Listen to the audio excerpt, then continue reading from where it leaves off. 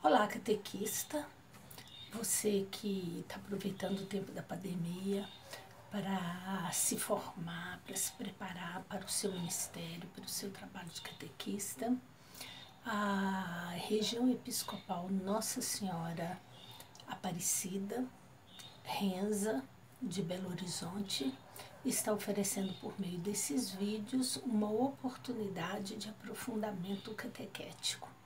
E eu fui convidada para fazer para vocês os primeiros vídeos comentando a primeira parte do documento da Catequese Renovada. O documento da Catequese Renovada é o documento 26 da CNBB, ele é um documento de 1983, então ele já tem quase 40 anos, e apesar da sua idade, 40 anos, ele ainda é um documento que pode dar uma grande contribuição à catequese. Certamente tem pontos que já foram superados, que precisam já de um avanço, mas ainda assim é um documento que traz uma contribuição muito grande para a catequese no Brasil. A primeira parte que nós vamos trabalhar hoje é a relação da catequese e a comunidade na história da igreja. Então, é uma revisão histórica de como que a catequese se portou nas diversas fases da história da igreja. Todos vocês sabem que a fé da igreja é uma fé encarnada, que o mistério central da nossa fé, o mistério assim que dá a nós a possibilidade de dizer que Jesus é Deus, né, e que ele nos revela ao Pai, é o mistério da encarnação. Ora, por meio do mistério da encarnação, a palavra de Deus se fez carne, como está escrito no Evangelho de João, capítulo 1, versículo 14. Então, toda a fé cristã, ela é uma fé encarnada, ela é uma fé realizada na história, porque o Filho de Deus, ele se realizou na história, ele não salvou o mundo assim de uma forma solta, de uma forma mágica, não, ele entrou na história, é a kênose que a gente fala, né, que está escrito lá na carta de Paulo aos Filipenses, ele se fez um conosco e como nós. Assim também, tudo que a igreja faz tem que ser um trabalho, uma pastoral, uma missão, uma evangelização encarnada, porque nós cremos no mistério da encarnação. Nós não podemos, então, fazer um trabalho aleatório. Bom, vejam só, a catequese, então, ela traz as marcas da história, porque ela é uma catequese encarnada.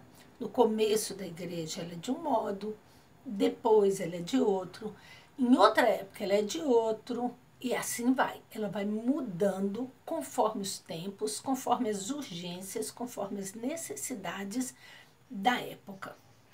A primeira fase, que é o que nos ocupa nesse pequeno primeiro vídeo, é a fase em que a catequese é chamada de catequese de iniciação à fé e à vida da comunidade. Bom, como que é essa catequese? A própria palavra já diz, ela é orientada pela iniciação. O que é iniciar uma pessoa? Iniciar uma pessoa é essa pessoa ser mergulhada no mundo de gestos, de símbolos, de significados, e por meio desse mergulho, dessa imersão, dessa inserção nessa comunidade, nesse meio, nesse caldo que a gente fala, né? Nesse ambiente, ela então vai fazendo uma experiência que vai direcionar toda a sua vida, que vai orientar toda a sua vida. Então, o primeiro tipo de catequese que nós temos é essa catequese que se preocupa com essa iniciação à vida cristã e uma iniciação na comunidade. É uma catequese que começou lá nas origens, ainda com os apóstolos, que foram enviados por Jesus. Jesus disse a eles: sereis minhas testemunhas em Jerusalém, na Judéia, na Samaria, até os confins da terra. Está lá em Atos 1:8, foi Lucas quem registrou isso, né, para nós. Como que Lucas entendia a missão dos discípulos, a missão de testemunhar essa presença viva de Jesus. Então os discípulos saem pregando, anunciando, vivendo a fé e testemunhando essa fé. De forma que todo mundo que ouvia esse anúncio, de todo mundo que acolhia essa palavra que era ecoada, daí vem catequese, né? Fazer eco com uma palavra. Então todo mundo que acolhia essa palavra era então mergulhado num estilo de vida, num modo de viver. E tinha então sua vida redirecionada. Foi assim no começo. Logo que os discípulos começaram a pregar, a comunidade começou a crescer. É só a gente ler Atos dos Apóstolos. E ela crescia cada vez mais em número, e cada vez mais aumentava o número dos que aderiam à fé. E assim vai, né? É um refrão em Atos dos Apóstolos. Todo mundo que acolhe a palavra também se torna um evangelizador, um divulgador da palavra. E só que começou a crescer muito o número de pessoas que estavam aderindo à fé. Foi preciso organizar essa pregação, foi preciso organizar essa evangelização, essa catequese. É aí então que nós vamos ter o primeiro modelo oficial organizado de catequese, que se chama catecumenato, que é o que nós conhecemos ainda hoje. Hoje fala-se muito de catequese catecumenal. A catequese do catecumenato era uma catequese muito vivencial, uma catequese muito experimental, né? Ou melhor, fica melhor ainda, uma catequese experiencial. A pessoa era levada a fazer uma experiência com Jesus Cristo, uma experiência pessoal, livre, uma experiência consciente, uma opção consciente por ele. Normalmente o catecumenato estava dividido em 3 ou 4 etapas. Vamos falar de 3 aqui para ficar mais fácil. Uma primeira etapa chamada de pré-catecumenato, onde a pessoa manifestava que ela queria a fé. Então, ela era interrogada pela comunidade para ver as suas intenções, se ela ia dar conta mesmo. Afinal, naquele tempo, os cristãos eram perseguidos. Então, a pessoa que entrava para o catecumenato, que queria se tornar um cristão, ela precisava de estar muito firme na fé. Ela precisava de ter certeza do que ela queria. Aí, ela, então, era acolhida, tinha o rito da acolhida ou admissão. Ela passava para a segunda fase, que é o catecumenato propriamente dito. Nessa fase, a pessoa era alimentada com a palavra de Deus. Então, ela ia saborear a palavra, ela ia conhecer a palavra e o modo de vida dos cristãos. Então, ela ia fazendo uma espécie de um discipulado. Não era uma catequese intelectual para preparar para o batismo, não.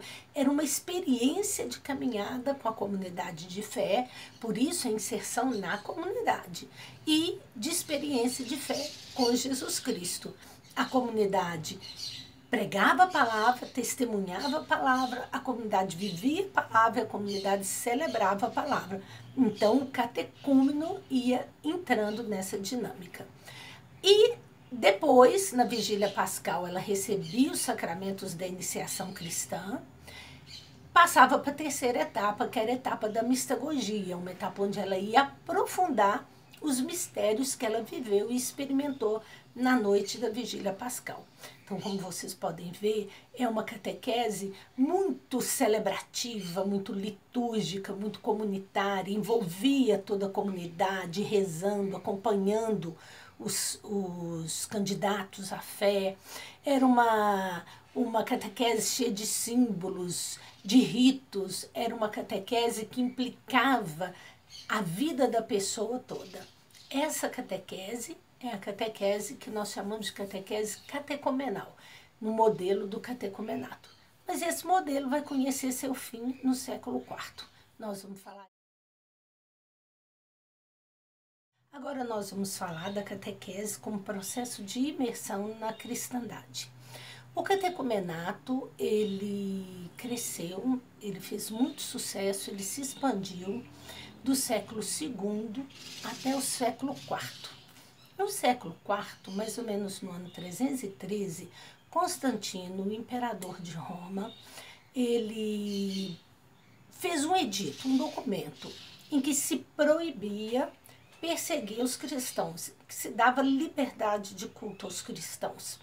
Ora, até o século IV, os cristãos viviam escondidos, celebrando nas catacumbas, celebrando nas casas. Eles eram perseguidos porque eles eram tidos como quem não estava submisso a Roma. Todos vocês conhecem daquela história de Nero botar fogo em Roma e culpar os cristãos, então era uma relação muito difícil, muito antagônica. Mas acontece que no ano 313, Constantino, vendo que o seu império estava desmoronando, principalmente porque ele estava perseguindo um número grande de pessoas que eram uma espécie de uma força interna do seu império, então Constantino vai dar liberdade de culto aos cristãos. No ano 380, o filho dele, Teodósio, fez mais ainda. O filho dele, Teodósio, fez um outro edito. O primeiro edito foi o edito de Milão. Teodósio fez o edito de Tessalônica no ano 380. E o edito de Tessalônica, ele não só confirmava a liberdade religiosa dos cristãos, né, mas ele unia o poder civil com o poder religioso, fazendo do cristianismo a religião oficial do Estado. Cria-se, então, o que nós chamamos de regime de cristandade, que é o que ocupa agora essa nossa conversa, uma catequese como processo de imersão na cristandade.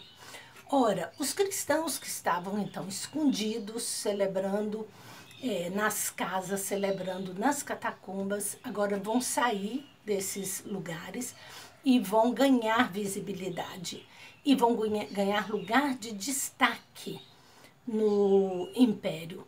E aqueles, então, que eram perseguidos, os cristãos, passam a perseguidores, porque o Estado passou a perseguir todo mundo que não professasse a fé cristã.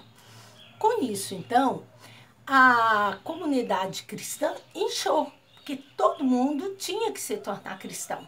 Desde o tempo de Constantino, que o rei, entre aspas, se converteu, todo mundo também aderia à fé cristã, uma adesão por interesse, para ficar bem com o Estado. E agora, então, depois de Teodósio, muito mais. Então, houve um inchaço na igreja, aconteceu um fenômeno muito curioso de uma igreja de massa, um número assustador de pessoas, né, assumindo a fé cristã, pelo menos teoricamente, né?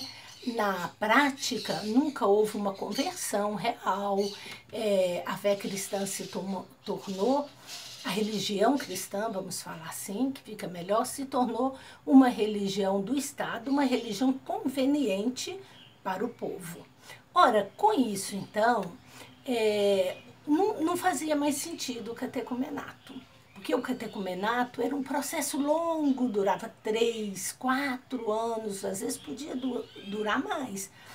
O candidato à fé, o catecúmeno, ele tinha que passar por todo um processo de revisão de vida, ele tinha que abandonar suas más inclinações, ele tinha que abrir mão de um monte de coisas para seguir Jesus, ele tinha que assumir um novo estilo de vida. No entanto, agora, com o edito de Milão e de Tessalônica, todo mundo entrava para o cristianismo sem passar por esse processo. Não havia catecumenato que pudesse dar conta desse tanto de gente que afluiu para o cristianismo. Ora, então, o cristianismo, o catecumenato foi definhando e pouco a pouco, declinando, até conhecer seu fim. Nesse período, então, do século IV, V, até o século XVI, a fé cristã, a catequese foi entendida como uma imersão nessa cristandade. Ou melhor, não era preciso fazer uma catequese organizada, oficial, como é que eu falo? Planejada, concatenada. Não. a pessoa nascia e era mergulhada nesse mundo da cristandade, que era uma espécie de uma cultura, toda ela permeada pelo universo cristão, pelos símbolos cristãos, pela linguagem cristã. Com isso, então, não houve uma catequese oficial. A gente costuma chamar, um nome um pouco inapropriado às vezes, que é de catecumenato social. O que quer dizer isso? Uma espécie de inserção da pessoa no mundo da fé por meio da inserção dela na cultura cristã do império, né? Da sociedade. Também é chamada de catequese por osmose social. Você não precisa evangelizar direto a pessoa. Ela pega, entre aspas, a fé, né? Ela é evangelizada por meio do contato com as outras pessoas.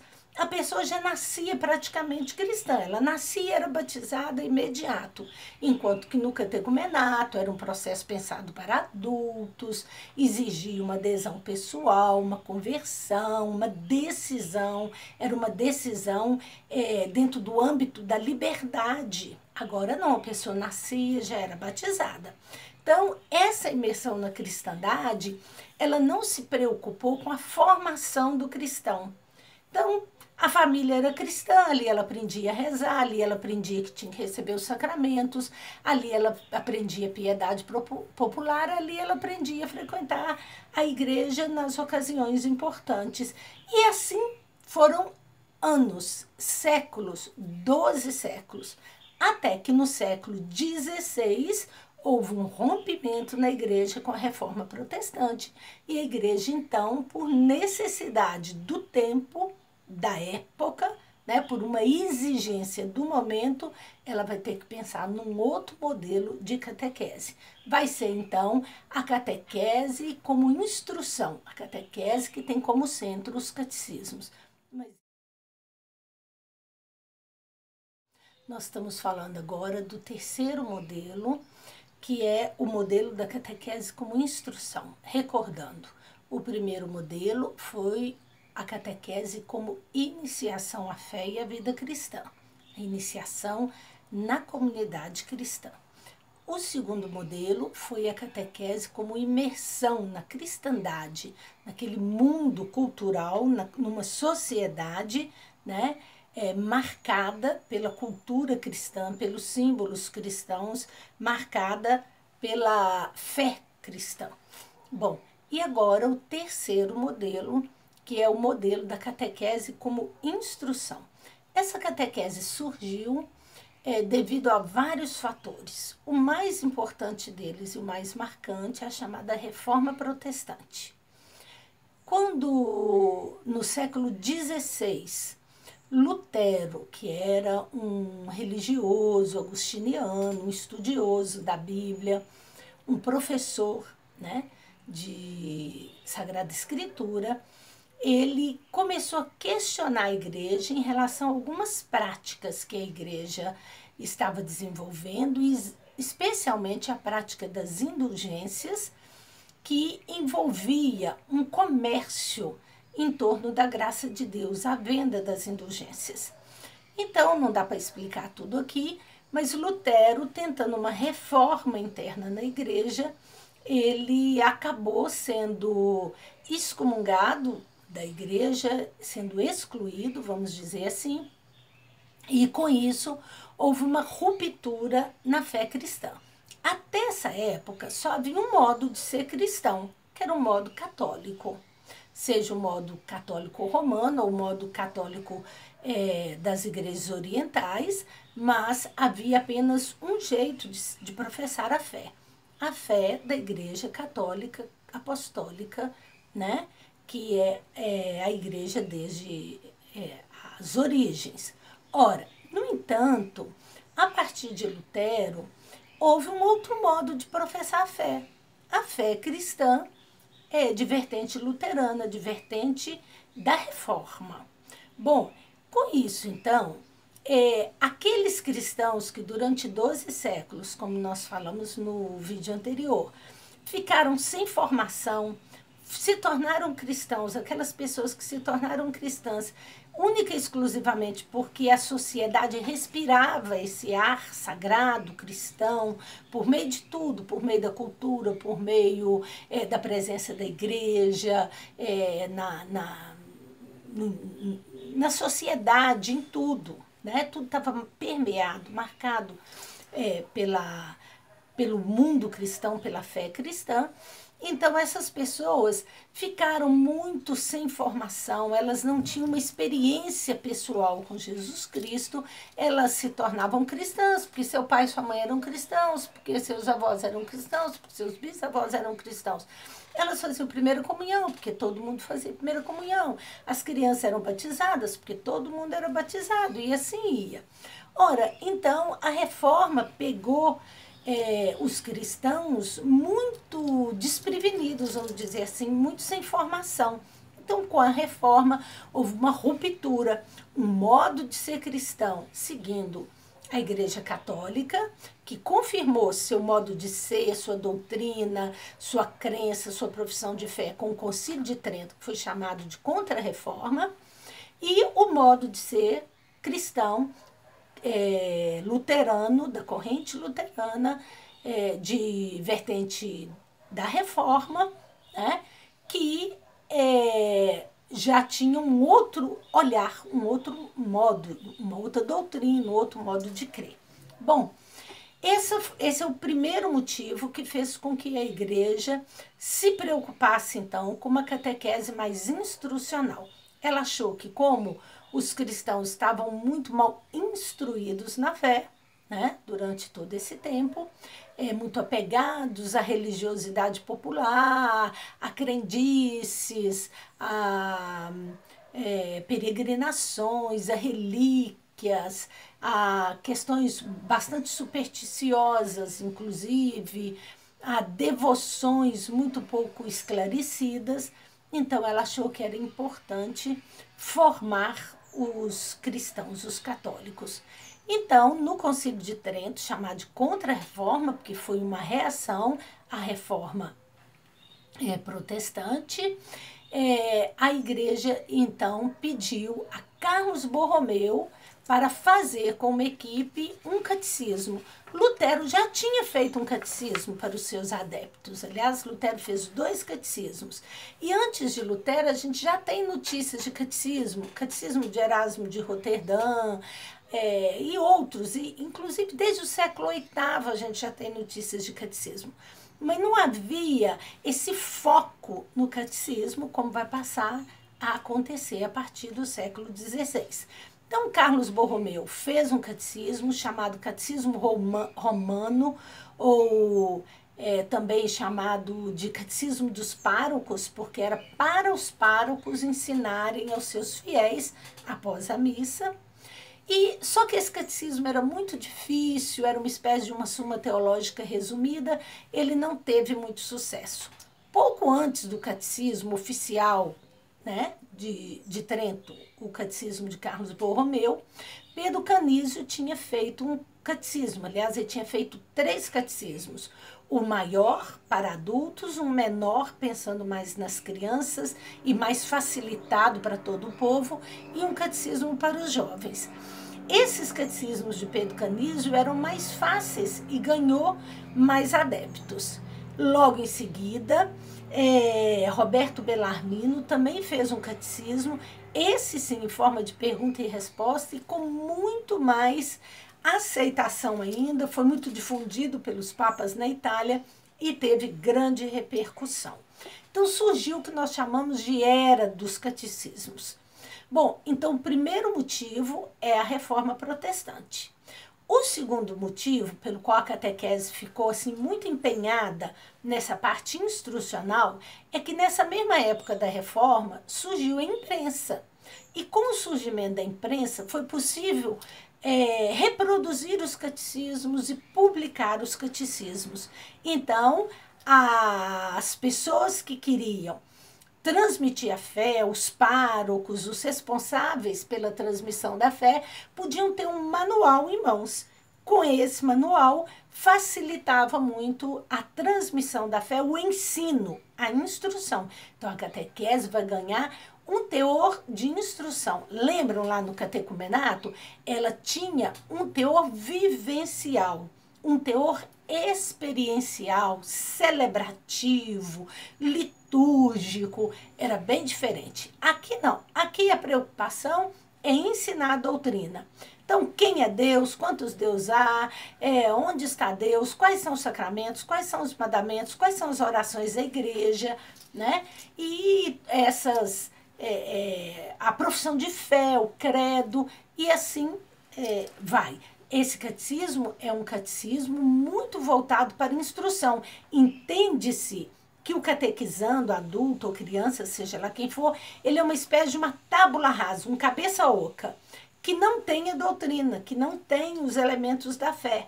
Então, o catequista, o pároco, o responsável, aquele que sabe, que contém, né, os elementos da fé, porque ele tem o catecismo em mãos, ele vai depositar isso na cabeça dos catequizandos. Chama-se, então, catequese instrucional, ou a catequese também chamada de tradicional, a catequese de Trento. Essa catequese vai conhecer seu fim lá pelo finalzinho do século XIX, começo do século XX, quando vai surgir, então, um outro modelo de catequese, que é a renovação catequética, que é uma catequese mais voltada para a educação da fé, né? Para uma experiência de fé que responde já a um outro tempo, a uma outra necessidade. Sobre isso, nós passamos hoje, então, para o quarto modelo de catequese, que é a catequese como educação permanente para a comunhão e participação na comunidade de fé. Essa catequese teve início no final do século XIX, começo do século XX, e ela teve influência de vários fenômenos, ela tem várias causas. A primeira delas é que ela é resultado de diversos movimentos que precederam o Vaticano II. Movimento bíblico, movimento teológico, movimento litúrgico, movimento leigo, movimento ecumênico, movimento missionário, movimento social. São movimentos de renovação dentro da igreja que influenciaram a igreja para que ela, então, tivesse o Vaticano II como esse evento importante que nós temos. Um grande concílio, né, dos bispos da igreja, discutindo os problemas da igreja no tempo presente. Então, a convite e por convocação do Papa João XXIII, os bispos se reúnem para fazer o que eles chamam de adornamento, ou melhor, uma atualização da fé, para dialogar com o mundo moderno. A segunda influência que essa catequese sofre é uma influência de recentes descobertas, né, da psicologia, da sociologia, da pedagogia, das ciências humanas em geral. Essas ciências vão trazer uma influência grande na catequese. Se antes a aprendizagem, por exemplo, era entendida simplesmente como um processo de assimilação e de decorar temas e assuntos diversos, né? Agora a pedagogia vai fazer o caminho do construtivismo com Piaget. Aqui no Brasil nós vamos ter um grande representante da renovação pedagógica, que é Paulo Freire, o grande pedagogo dos pobres, que se empenhou muito na alfabetização de adultos e que contribuiu muito para a pedagogia no Brasil. Outra coisa que foi de grande importância para reafirmar esse modelo catequético, ele surge antes do Vaticano II, mas ele é reafirmado no Vaticano II. Então, o Vaticano II, apesar de não ter tratado diretamente da catequese, ele não tem um documento sobre catequese, ele não fez um diretório sobre catequese, mas ele influenciou muito nesse modelo de catequese. Então, surge o movimento da renovação catequética antes do Vaticano II e é confirmado no Vaticano II. O Vaticano II, ele contribuiu para que a igreja se visse de outro modo, para que ela visse a revelação de Deus de outro modo e para que ela visse o mundo com outros olhos. Então, essas três mudanças vão influenciar muito no modo de fazer catequese. Depois, também algumas transformações do próprio mundo. O progresso tecnológico, o progresso científico, a urbanização, né? O processo da criação das grandes cidades, tudo isso vai influenciar muito na catequese. Não é possível que o mundo mude tanto assim e a catequese continue da mesma forma. Sem contar também que houve o processo de secularização. O que quer dizer isso? Um processo de rompimento com aquele modelo de cristandade, onde a igreja e o Estado, ou o poder civil, o poder religioso, estavam muito unidos. Essa separação, né, o Estado se declarando como laico e a sociedade não mais se regendo pelos princípios religiosos, isso vai ter uma grande influência também na catequese.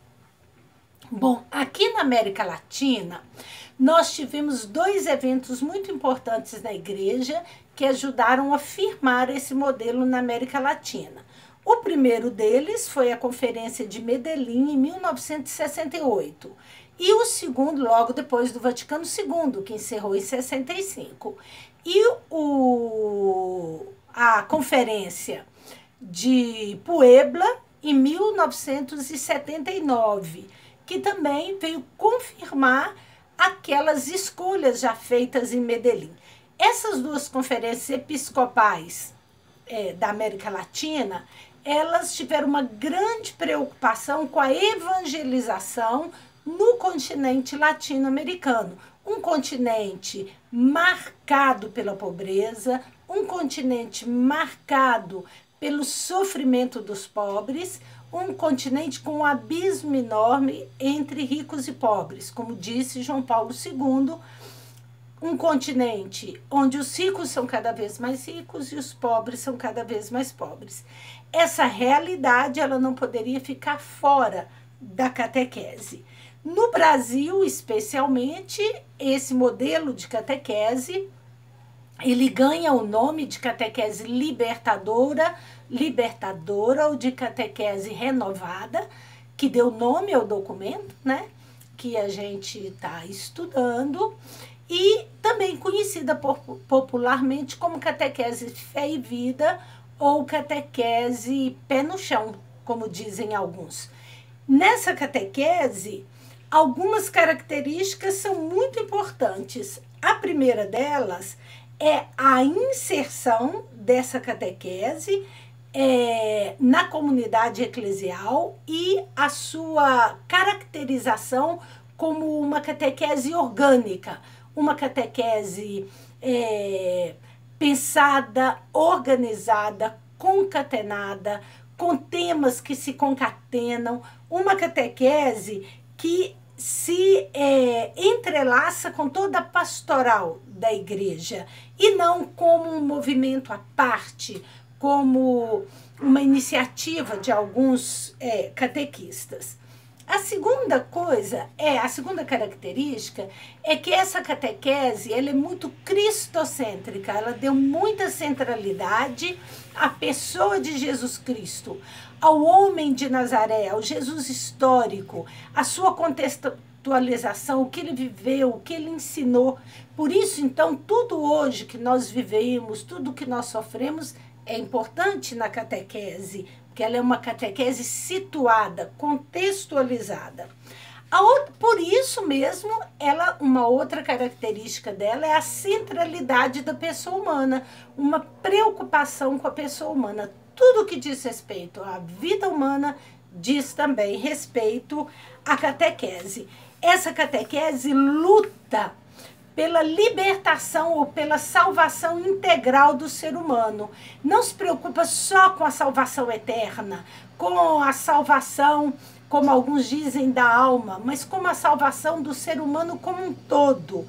Ela se preocupa com cada coisa que diz respeito ao ser humano, desde o lugar onde ele vive, as suas condições de vida, educação, saúde, o problema da violência, o problema da pobreza, o problema da liberdade, até outras questões, como questões do seu bem viver, da sua felicidade, da sua liberdade religiosa, etc. Essa catequese é uma catequese que evita muito aqueles dualismos antigos, né? A salvação da alma e o corpo que é mau. Ela evita isso, porque ela sabe que tudo que diz respeito ao ser humano diz respeito a Deus. E tudo que diz respeito a Deus diz respeito também ao ser humano. Essa catequese, ela ganhou 2 formatos. Essa catequese, esse movimento chamado de renovação catequética. Na Europa, ganhou o nome de catequese antropológica, cuja preocupação principal era dar as razões da fé diante de um mundo iluminado, diante de um mundo onde a razão tinha ganhado centralidade.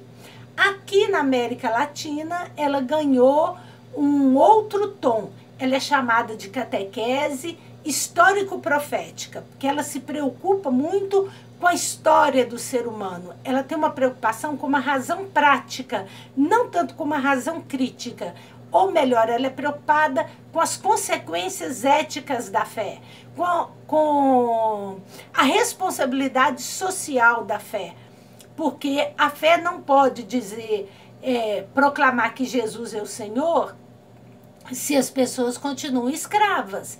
A fé não pode dizer que Jesus veio para trazer vida se as pessoas continuam privadas da vida. Então, na América Latina, um país marcado pela pobreza, pela miséria e pela injustiça social, a catequese assumiu, então, essa preocupação social, que é uma preocupação evangélica, porque é claro que, em primeiro lugar, Jesus cuidava dos mais fracos, dos mais frágeis, dos mais vulneráveis. Bom, então a catequese teve uma preocupação de unir fé e vida. Por isso ela ganhou esse nome, então, de catequese, fé e vida.